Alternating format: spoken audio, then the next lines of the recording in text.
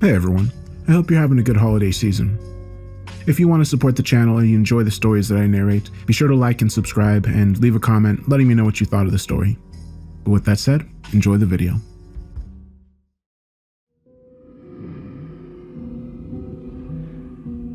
Through my peephole, I saw that it was still there. The flayed skin glistened under the dim glow of the hanging incandescent light bulb. It knew I was watching and came close until the peephole framed only its visage. The deformed faces of my neighbors stared into me, smiling. It pulls back without warning, and once more, I get a good look at it. Two human forms smashed together, the smaller one clinging to the larger one's torso, resembling a gibbon and her young, but distorted into something fleshy and vile. I could see the sinew of its exposed muscle, the blood vessels, and the flaps of flesh that hang off it.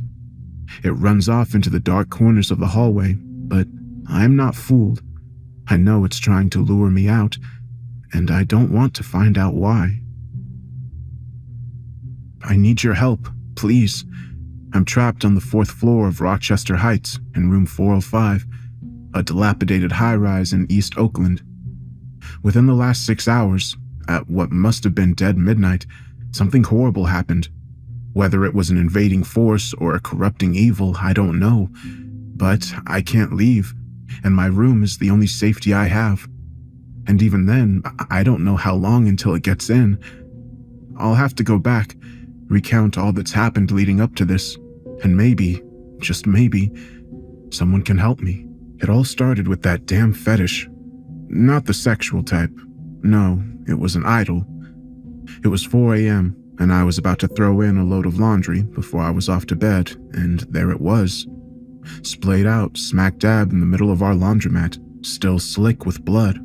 I didn't know what I was looking at. Some spindly thing strung to a wooden crescent frame. But with each passing second, more of its form registered in my mind, and I nearly doubled over and lost my breakfast at the realization that it was a skinned, headless dog, crucified. The cops were called, and it was found out that the new cameras that were touted by management and used as justification for yet another outrageous rent hike were nothing more than a deterrent, as they were useless and not even hooked up to a power source. They've let my bathtub sink halfway into the room underneath me, so while it was frustrating, I wasn't surprised. Later, it came to be known that the dog was Mrs. Laurent's beloved poodle, Butterball. The poor widow was hysterical and demanding a full-scale investigation. She might have gotten her way had nightfall not greeted us with yet another messed-up finding. Harold, a shut-in who lived on the top floor, was found dead. I'm a night owl through and through, so I was awake when the discovery was made. There was no commotion, just hushed whispers and tensed bodies. I tend to creep around the stairwell between the 4th and 3rd floor, since it's scarcely populated and has a small accessible window that I can smoke out of. I was trying to fish for a signal this time since my Wi-Fi was acting up and my cell signal was dead altogether. That's when I heard them walking down the stairs, talking. Elena and Macy from the 4th floor. I could tell from their tone that something was wrong.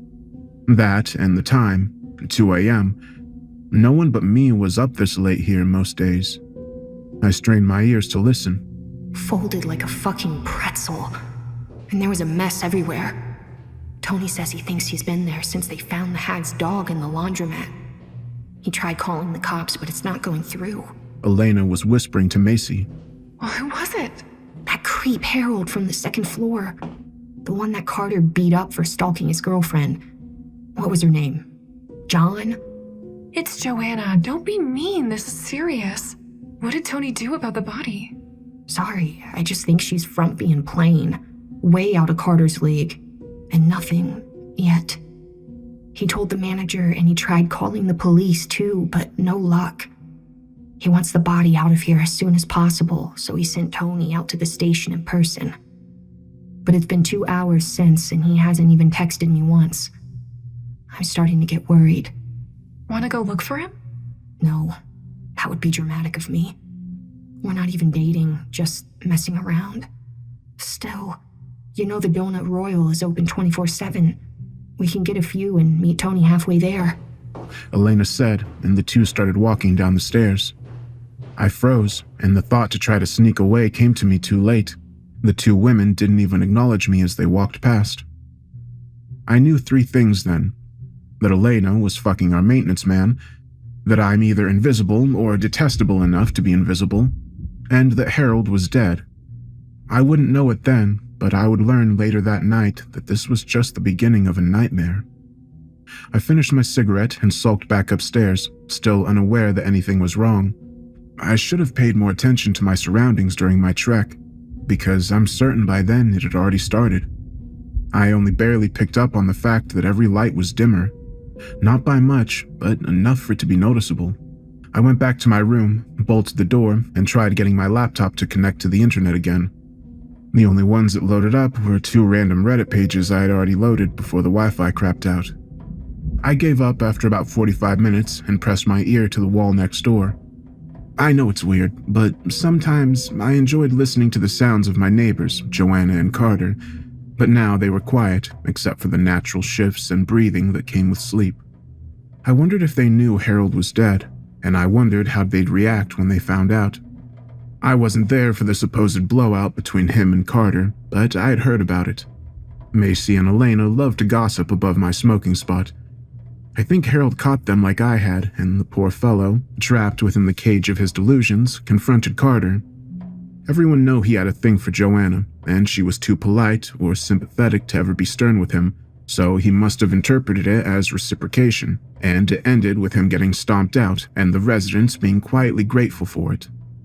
Poor Harold, in his mid-40s and living with his geriatric mother, because he was too messed up in the head to go anywhere else. Mary was her name, I think, and then I felt a horrible tinge of guilt. Did she know of her son's death, and where was she? I used to fear ending up like him the most, but that was before tonight. Sleepless and frustrated, I felt the ache for another cigarette, and I went for a smoke. I pondered why no one else was freaking out about his death, or why it was being kept secret. I didn't consider it until then, but if he was dead, and he truly died in such an agonizing way, who had done it? And were they still around? Cold sweat trickled down my face at the question, and I felt compelled to turn around and head back to my room. After 2 more steps, I decided to do just that, but something else was off. The hallway was darker now, much more than before, and the air was cold in a way that's hard to describe. Its bitter chill piercing straight into nerve and bone. Vertigo threatened to overcome me with each passing moment as the pervasive wrongness intensified. I couldn't define it at first, but as I kept walking, it became clear. The hallway was longer than it should have been. I froze, unable to make sense of that fact, and I scrutinized my surroundings a bit more. The ceiling was higher too, by a few feet. My mouth was dry, and I tried to swallow, but nothing could bring me back to lucidity. Foot over foot, I forced myself to walk back towards my room, and I was halfway there when once more my heart stilled in abject fear. At the end of the hallway, from the 5th floor, someone was descending the stairs. Rational thought should have driven me to head toward them and ask or warn them of what was happening, but some deep instinct knew it was wrong in all the ways a living thing could be. Even the stairs leading up to the upper floor felt wrong, as if they weren't of this world. I'd have to get closer to this approaching thing if I wanted to get to my room, so I turned back around and tried to dash as silently but as quickly as possible down the hall, but feared I would be spotted before I could. A storage closet to my right that was never locked served as my refuge, and I tried to slink into it as quietly as possible. The closet used a repurposed apartment door, so it had a peephole for me to gaze out of. Minutes passed by at an agonizing pace, but it did eventually come into view. From the periphery it emerged, robed in ornate cloth and moving as if it were dancing on air. Upon looking down, I saw it was skating across the air, legless and floating. From its hood, a strange blinking light cast out into the dark hallway.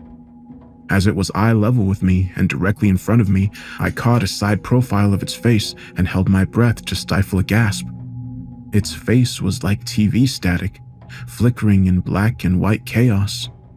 I closed my eyes then, fearing that it would turn to face me and I'd get an unobstructed look at it, In those still moments, as I waited for it to fling the door open, I thought back to all the other strange things I had heard about lately. Tony had found nearly a dozen dead animals around the apartment perimeter in the last few days. He didn't want to talk about the state he found them in, and I wondered if they were anything like Butterball, skinned and crucified. I waited until my body ached and I mustered the courage to peer into the hole once more. An empty hallway greeted me, and I slowly opened the door and crept my way out. Me, Macy, Elena, Carter, and Joanna were the only ones that occupied this floor.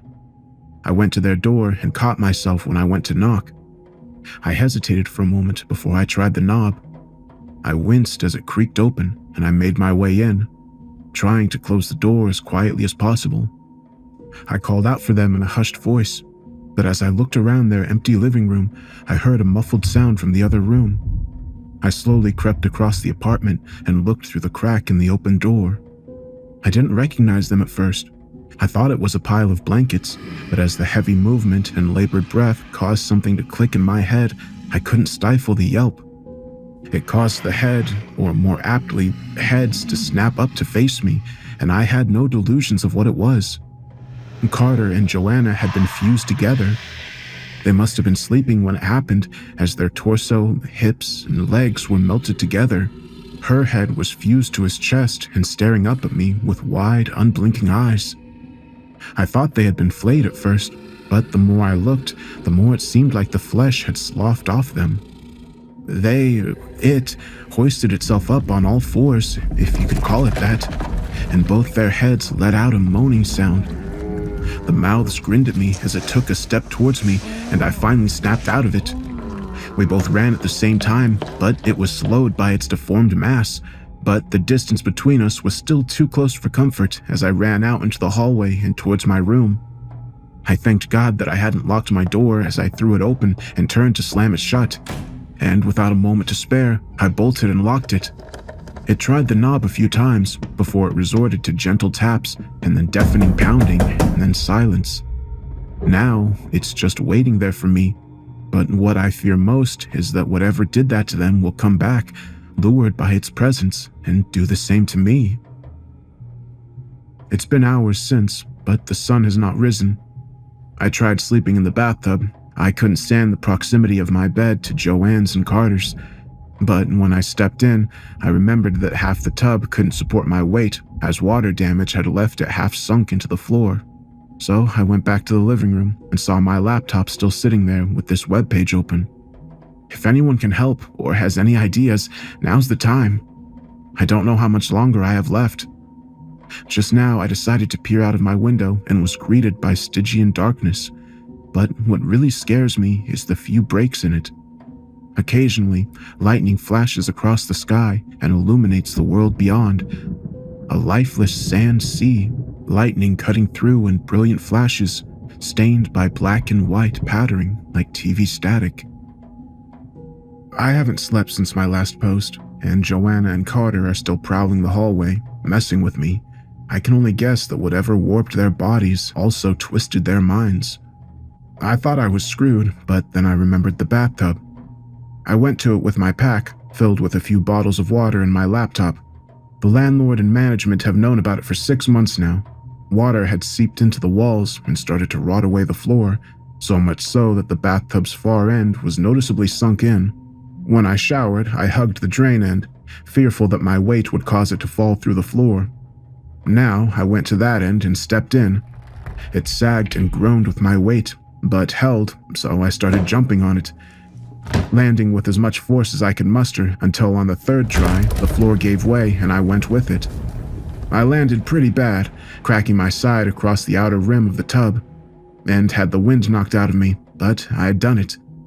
Picking off bits of debris, I struggled to my feet and stepped out into the living room. A single mother named Naomi lived there with her 2 toddlers. I'd never talked to her, but had a brief interaction with her son, who had asked me my name. I knew they often spent the night at her baby daddy's house, once again Elena and Macy's gossip keying me in, and it held true tonight. The living room and bedroom were empty, and I was grateful. I tried to hurry, as my fall wasn't exactly silent, and if anything else was out there, it surely heard. I rushed down the hallway in long strides, trying not to look, but there were details you couldn't help but notice. A section of brick wall had discolored monochrome, black and white, and back to faded red. I didn't stop to observe. I had to keep moving. Only once I came upon several blood-stained doors did my pace slow, but I didn't stop. I tried not to think about the people who lived there or what had happened to them, but by now, the apartment should have been full of the sounds of life, instead of the bleak, oppressive silence I was drowning in. I made it to the stairs and practically leapt down an entire flight to the second floor. Blood pumping and confidence high, I was running now. This hallway was warped like the one on the fourth floor, but in much more extreme ways. The walls had not only narrowed, but they were slanted, warping and turning at an angle with every foot until the hallway was nearly spiraled. I had to slow to stop to get my bearings as it was all so dizzying. The floor beneath my feet ceased to be shitty faux wood laminate and was instead a smooth stone that felt almost slippery.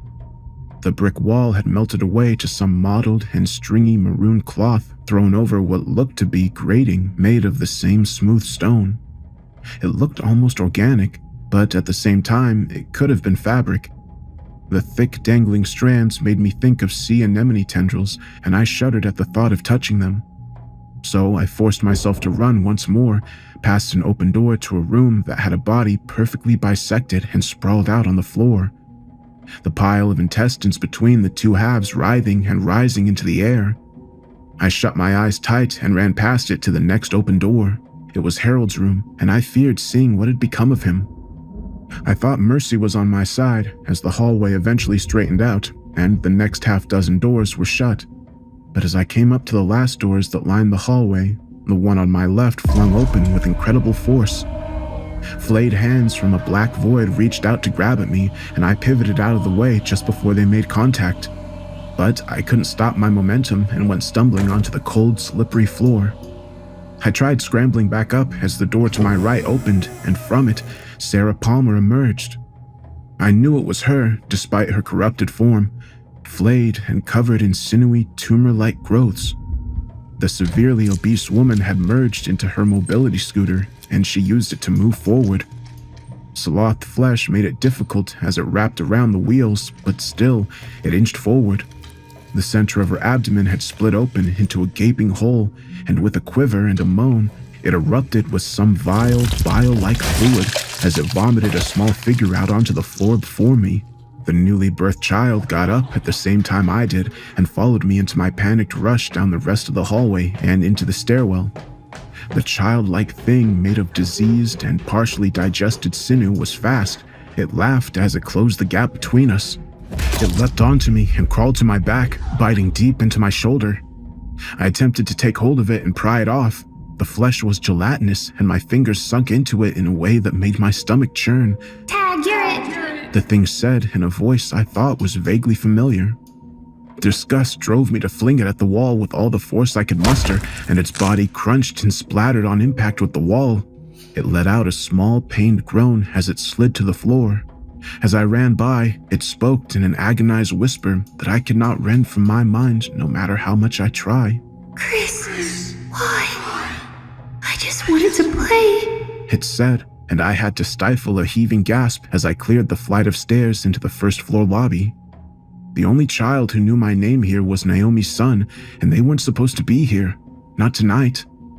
They had always left on weeknights to their father's house. Had Naomi called off the attempts of reconciliation tonight of all nights? Or had this begun earlier than I had thought? I didn't know, and wouldn't ponder it until I was out of this nightmare. The lobby was normal by all means, except for the lack of lights, but now the darkness did nothing to deter me. The exit was right there, and I ran towards it. The double-glass doors froze me in place, not because they were bolted, but because of what lay beyond. A pitch-dark world where nothing could be seen, except for the momentary brilliance brought out by flashes of lightning which ripped across the sky like whips made out of TV static. In those moments, I saw them, a line of things just waiting for me to step out. One was a smooth-skinned, pale humanoid with a hole right through its chest that leaked inky black fluid. It had no face. Another was a tangle of violent tendrils that appeared to be made out of smaller, writhing strands. Then there was one that was a massive, looming, serpentine thing, dotted with eyes the size of human heads, each iris alien in shape. The one end that I assumed to be its head was tusked with mandibles that must have been 6 feet in length. There were dozens of others, but their forms were too varied, too abstract to ever accurately describe. What drew my attention the most was the many puddles and stains of crimson at their feet and scraps of clothing, one of them obviously being Macy's distinctive denim jacket. One work boot lay on its side, one I thought might have belonged to a maintenance worker. I would not be leaving, not here. I tried to comfort myself by saying whatever was keeping me here wasn't letting them in, but it wasn't reassuring in any measure. I ended up crawling underneath the shitty lobby desk and curling up into a ball for what felt like hours. It could have been longer for all I know, but nothing mattered in that moment. I was screwed. Only when I heard the sound of a procession shuffling by did I stir. Peeking out from my hiding place, I saw them, the robed figures, 6 of them now. Upon their shoulders, they bore the weight of a marble slab, and upon it, a huddled figure. I watched them, backs to me, shuffle down the room and into the hallway that led to the manager's office. I tried sulking out as silently as possible to bear witness to the ritual that was about to unfold. The bearers lowered themselves and the slab, and as light gleamed across it, I realized who it was. The body was bent back into itself until it formed a circle. The belly was pointed out to the world, and the back and spine contorted and twisted, the eyes empty. But goddamn the mouth. Harold was grinning ear to ear in an expression of pure ecstasy. The chanting began then, as the flung back and twisted glare of Harold's body lay upon me. Strange, throaty vocalizations, deep and reverberating and inhuman. The sound of a mountain splitting apart or 2 worlds coming together. The vibrational forces of the universe melting away a border that kept the background machinations of a reality unseen. Somehow I knew this, that we had been pulled into this nightmare, but by what or who I still didn't know. They continued the hum chants until the space in front of them began to ripple like water, and when they ceased, so too did the distortion. Half a heartbeat passed before it shattered like glass, and beyond it a massive eye. I flinched, hoping it didn't see me, but if it did, it must not have cared, since it retreated back into the darkness before something emerged from the portal. A spindly, arachnid leg covered in jagged angles and spines stepped out, followed by another and another, until a towering, pinwheeled monstrosity of legs and appendages emerging from a central core stood before the cultists. An eye with concentric pupils was at its center, and the rest of it radiated out like a sea urchin. Every aspect of it told of the agonies it could inflict. It looked like pain incarnate, with the sheer amount of sharp corners and serrated spines. Every inch of its being was meant to cause harm, and the longer I looked at it, the more detail came to me. Hooks and scythed ends, tendrils laden with hungry, gnashing mouths.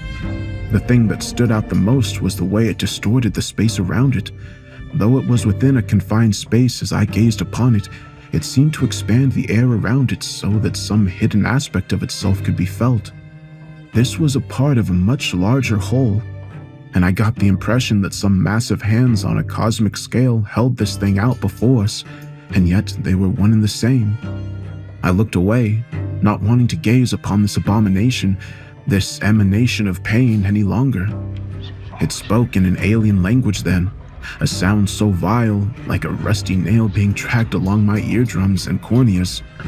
But I understood it. Unmistakable gratitude. I slunk back into my hiding spot and waited for it to be over, waited for them to leave, and they did, moving through the hallway, past the stairs and into the basement laundromat and into the community room. It's been hours since, and they've not emerged. I took the time to try to silently rummage around the manager's office, next to a pile of flesh that still had Mr. Roderick's weeping face, our landlord, an axe. I picked it up, knowing that it would be of no use to me should I face those cultists or the pain entity. What I did know is that Harold had a role to play in this in some way or another, and that his room was just a floor above. If there's any chance of escape or answers, it would be there. If you don't hear back from me, I'm dead. I'm certain there's no way anyone from outside this hell can help. Even then, I still ask you that you wish me luck. I certainly know I'll need it. Rochester Heights had always been a hellhole. I know that now. I mean, I never doubted that some of the people here were assholes, but in the time I've had to reflect, I realized how either indignant or cruel they were to each other.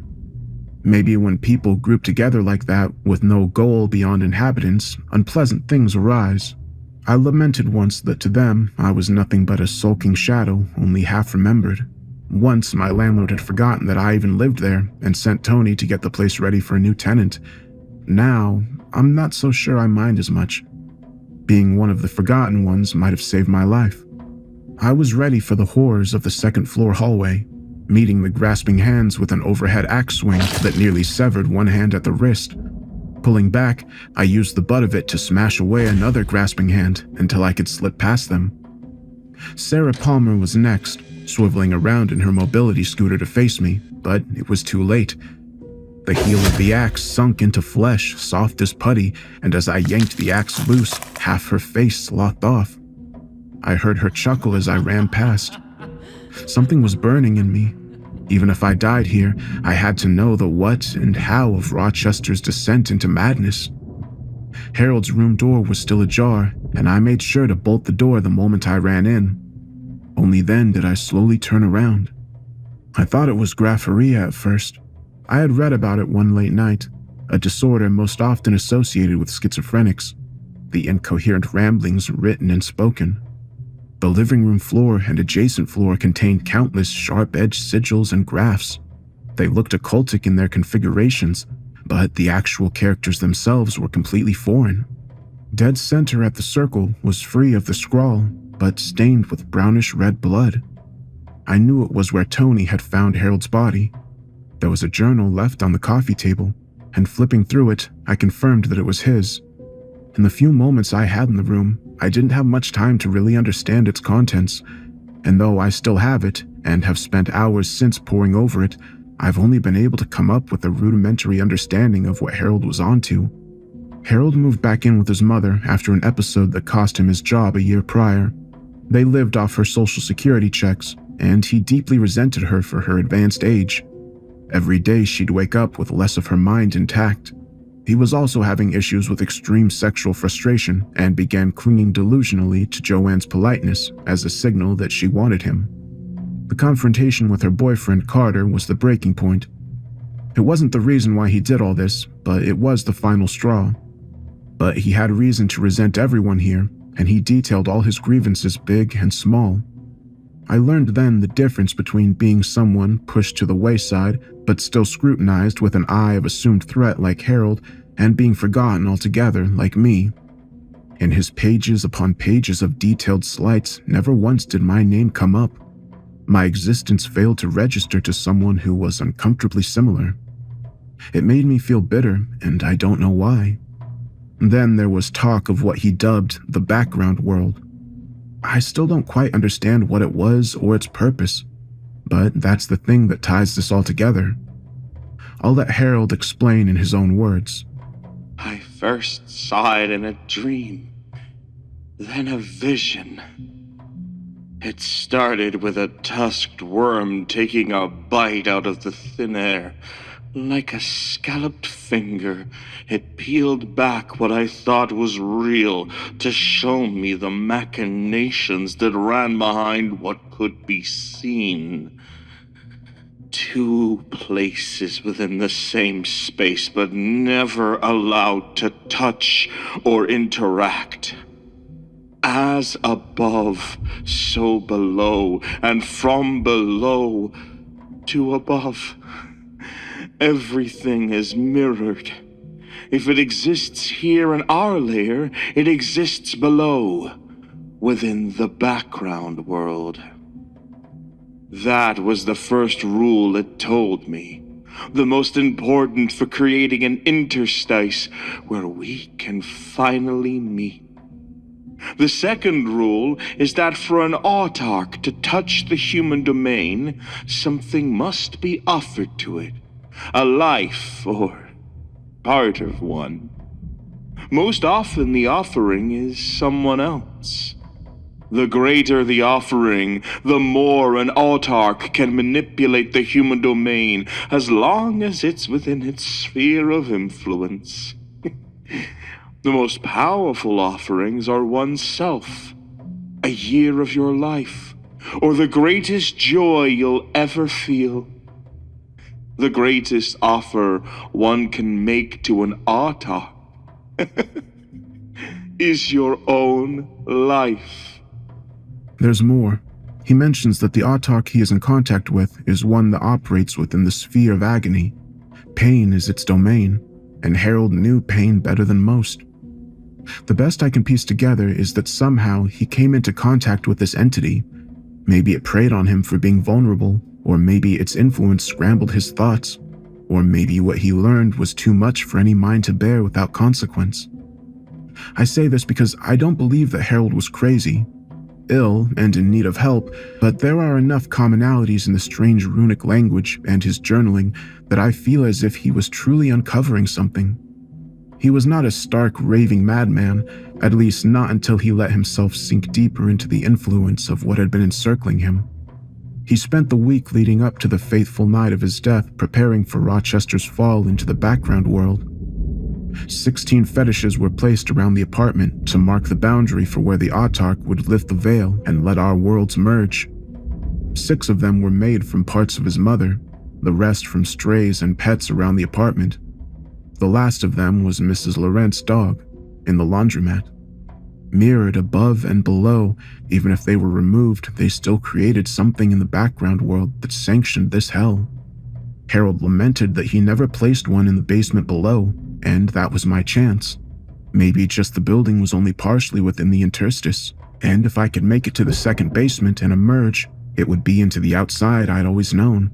Or maybe I'd step right back into the background world. Regardless, I had no choice but to try. I scrounged around the apartment and found that Harold was a heavy drinker with a taste for cheap vodka. I fashioned 5 Molotovs with what he had and started the trek back down to the first floor. Stepping into the hallway, I was greeted by them. I greeted them with a sprinter's launching bolt and an axe swing. The side of Carter's and Joanna's face took the blow, and though the flesh came away with a huge chunk and I heard the clinking teeth scattering across the stone floors, they didn't even flinch. Carter tried lunging at me, arm outstretched, but I flung myself against the wall and was trying to slip behind them. They pivoted around to try to face me, but the strange distribution of their weight made them cumbersome, and the fear I felt was gone. Another axe swing sunk deep into compromised muscle and bone and cleaved through them far easier than uncorrupted tissue. It was enough to nearly decapitate them, and they let out this horrible, wheezing gasp. Another lunging grasp was met with an axe blow that sent nearly half its fingers skipping across the ground, and one last swing to their neck finished it. Though their head was on the floor before me, they did not die. What remained of their face was opening and closing its mouth, and I could see the destroyed cheek was starting to restructure and regenerate. This truly was hell, willed into existence by a resentful heart. The body didn't fall and wasn't still either, jerking and twitching about. It eventually started grasping towards its head. I had the Molotov lit by the time it took hold of its neck and threw it the moment it lifted it up. They erupted into a ball of fire, and I swore I heard screaming. As if some part of their warped mind registered what had occurred, and I hoped that the fire would be enough to put an end to them. The second Molotov was thrown into the corner, where Sarah and the hands tried and failed once more to apprehend me. I was going to burn this place down if I could. Maybe then I would be able to separate them. The third was thrown atop the lobby desk. The last 2 were for the laundromat. I didn't know if the building would actually burn, but I wanted to cause some harm, to do anything. The mad dash to the laundromat was the fastest I had ever run, I'm sure of it. I was certain that the commotion and the fires would have caused the autarch and its cultists to emerge from management's office, but nothing ever impeded my flight down the stairs and into the laundry room. I landed on soft floors, and the lights were dim and blood red, but even then I saw the horror that lay before me.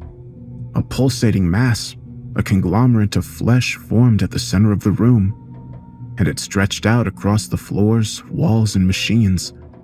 Every inch was living tissue and sinew, nerves, blood vessels, all of it. A dozen limbs raked and reached out at open air weakly, and I swore that they had some identifying features. A watch that could have belonged to Jose from the 7th floor.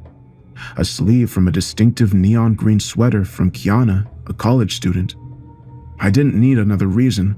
The 4th Molotov was thrown on the fleshy floor behind me, and the final directly at the tumor. The dark was eclipsed by the burning sun that stood before me. The threshold of the sub-basement and my hopeful exit was before me now, but I hesitated for a moment. The heat licked at my spine, and my eyes watered at the rising smoke. If I was wrong, I would be screwed. But I'd be screwed, fire or not.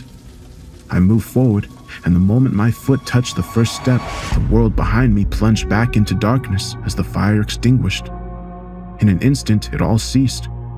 The heat, the smoke, a curtain of silence fell, and a wave of dread rose.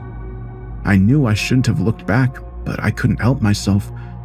With a thundering heart, I threw my gaze back and saw it. The autarch of agony that had caused all of this, goaded and tempted Harold with its promise of pain to all he hated.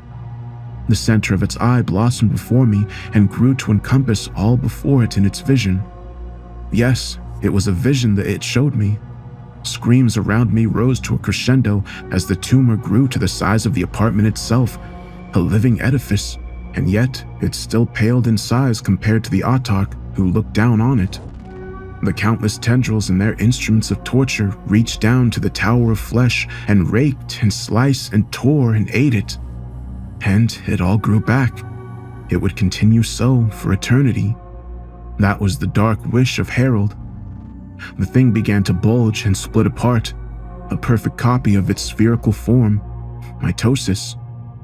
This thing could split itself, and that's how it planned to fulfill its promise and continue to operate without being bound to it. I screamed, or I think I did, because when I was able to pry my eyes away from it to look around, I saw the shadow of my exit, the descent into the sub-basement. I ran, refusing to look back. I couldn't look back, so into the murky depths I went. I had been in the sub-basement once before. Small and damp, it had only a few fold-up tables and chairs. There were no entries or exits except a small narrow staircase and a seldom-used door, leftovers from a bygone era. It was barred and locked at all times, but the door was old, wooden, and I was certain it would only take a good kick to break it down. But what lay before me was not the basement. No, it was some dark plane of reality that could not have been the background world. I had seen brief glimpses of it just outside my window, and this was different. Narrow and claustrophobic, but at the same time impossibly expansive. Light did not exist here. Even when I tried my lighter, the air around me wicked away illumination. I reached out to touch concrete walls and found that I was in a tunnel. With no other option, I walked and walked until time ceased and had no meaning. I know I must have only been there for hours. Such hunger and exhaustion forced me to rest, but comfort was impossible, so after a few minutes, I got back up and pushed forward. When I at last came upon an exit dimly illuminated, it hurt my eyes that had been bathed in darkness for so long. A shallow staircase that led down to the sub-basement I'd always known. The door was there, and with a frenzied kick, it fell away, and I burst out to the world above with a half scream of joy and a half maddened sob. It was midday, and Rochester Heights did not exist anymore. I had emerged from a sub-basement into an empty, overgrown lot. A homeless man nearby turned to glare at me momentarily before returning to whatever he was doing. Nothing exists of my ordeal, and no one even remembers Rochester Heights. I've done searches on the residents, and it's like they don't exist. Everyone and everyone there have ceased to exist meaningfully, or have been rewritten out of history. I found Macy's mother and called to ask about her daughter, and she swore to me she never had children. The company that owns the lot told me that it had been unoccupied, and on the market for half a year. I've not been the same since my escape from Rochester Heights. There's so much left in this damn journal, but every time I look at it, I get this sense of overwhelming doom. There's so many questions.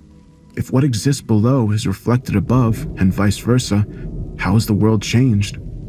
Now, as I speak, there's a tower of flesh that rises high above the world below, and it casts its long shadow into the world above, and I shudder to think at how it will manifest.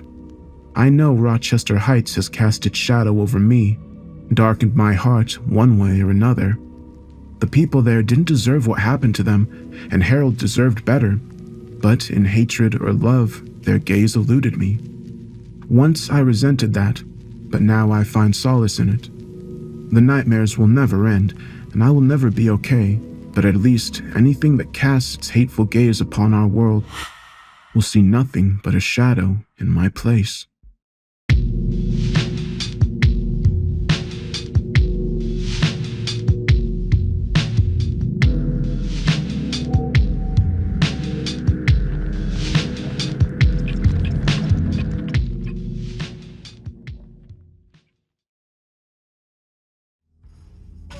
Hey everyone, so what'd you think of that story?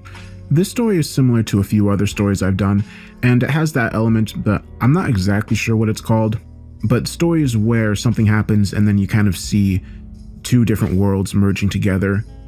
The Lost City of Corona was like that, and Beyond the Blizzard, which is a story I did recently. This one was a little different because it involved a ritual of some sort to make these things happen, which is pretty interesting. It's not something I see a whole lot in stories. I believe the author does want to expand on it some, so it'll be interesting to see what else happens in the universe if they do that. The sound design in this one was pretty fun to do, and I'm curious to see what you all think of it. And also, I've been using a new microphone lately, so if any of you have any feedback on how my voice sounds, or if there's anything you think I should tweak or change, be sure to let me know, because I'm still learning how to use this microphone and trying to get the best audio out of it. But yeah, I hope you enjoyed this story, and I hope you have a great holiday season. I'll probably be putting up another long story before Christmas, maybe on Christmas Eve, and then I'll probably be taking a few days off to just relax for the holidays. I'll be in the comments like I normally am, and I hope you have a great day.